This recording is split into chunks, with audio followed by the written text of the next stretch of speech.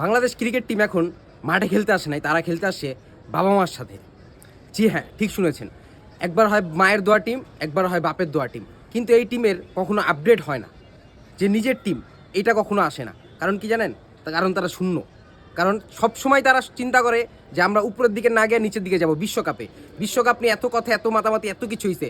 চিন্তা করেন, নিজের দেশে নিজের মাটিতে নিউজিল্যান্ডের কাছে যে হারাটা হারছে, যদি আপনি ওয়ার্ল্ড কাপে যেত, এর চেয়ে বেশি আমাদের নাক কাটা যেত কিনা। কিন্তু মানুষে কত কথা, কত রকম কথা বলছে, যারা একজন মুস্তাফিজের জন্য পুরা ওয়ার্ল্ড কাপ আমরা মিস করছি। একজন মুস্তাফিজ নিজের দেশের আত্মসম্মানের খাতিরে। কিন্তু কিছু কিছু দালাল চক্র আছে যারা কিনা নিজেদের আয় হয় না দেখাই বাংলাদেশের নাম, সুনাম সব কিছু একবারে মাটির সাথে মিশাই দিছে। একজন বিসিবি ছিল চেয়ারম্যান, যে সৎ অ্যান্ড যোগ্য মানুষ, তাকে বাদ দিয়ে আসছে কে? ভণ্ড বাটপার। হ্যাঁ, ঠিক শুনেছেন, ভণ্ড আর বাটপার, যে কিনা তামিম ইকবাল। এটা তো আপনারা সবাই দেখছেন যে ভণ্ড আর বাটপার।